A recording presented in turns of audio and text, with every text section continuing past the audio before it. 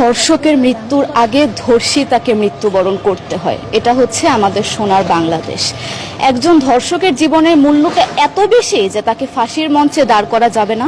আমরা বাংলাদেশে কয়জন ধর্ষকের নাম জানি যাকে কঠোর থেকে কঠোরতম শাস্তি দেওয়া হয়েছে, যাকে ফাঁসির মঞ্চে দাঁড় করা হয়েছে? আমরা কি আদৌ কেউ জানি না। অথচ আমরা কতগুলো যারা যারা ধর্ষিত হয়েছে তাদের নাম জানি, অনেক বড়। এই লিস্ট আসলে অনেক বড়, বলে শেষ করা যাবে না।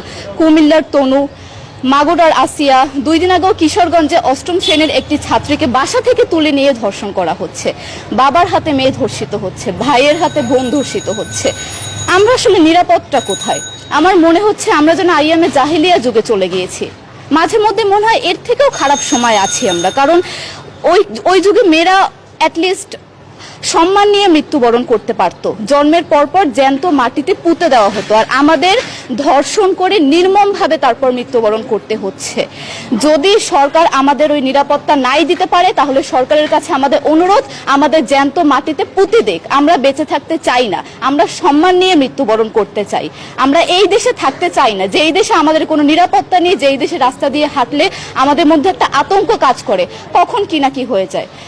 আইন উপদেষ্টা বললেন যে ধর্ষকের নাকি ফাঁসি দেওয়া সম্ভব হবে না, তাহলে নাকি নিরীহ মানুষকেও মাঝে মধ্যে ফাঁসির ব্যবস্থা করা, মিথ্যা মামলায় ফাঁসিয়ে দিয়ে ফাঁসির ব্যবস্থা করা হতে পারে।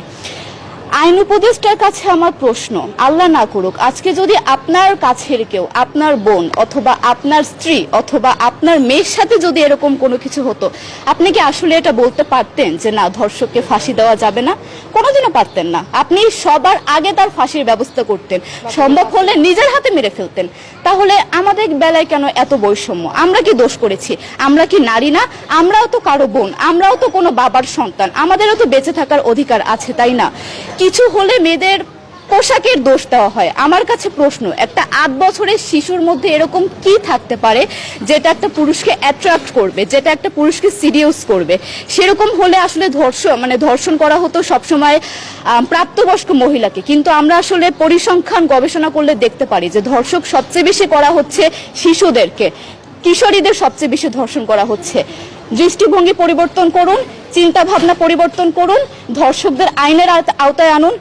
যদি আইন উপদেষ্টা অথবা প্রশাসন যদি ধর্ষকদের শাস্তির ব্যবস্থা না করতে পারে, আমাদের হাতে তুলে দেন, আমরা নিজেদের হাতে শাস্তি দিয়ে দিতে পারবো। এই সাহস আমাদের মধ্যে আছে। বেঁচে থাকার জন্য আমাদের যতটা কঠিন হতে হবে, আমরা কঠিন হওয়ার জন্য প্রস্তুত আছি। আমরা ফাঁসি চাই, ধর্ষকদের কঠোর থেকে কঠোরতম শাস্তি চাই। যতদিন না পর্যন্ত ফাঁসি দেওয়া হবে, যতদিন না পর্যন্ত ধর্ষকদের শাস্তির ব্যবস্থা করা হবে, আমরা আমাদের আন্দোলন অব্যাহত রাখবো। দরকার হলে আমরা শিক্ষা প্রতিষ্ঠান বন্ধ করে দিব, তবুও আমরা থামবো না। এটাই আমাদের দাবি।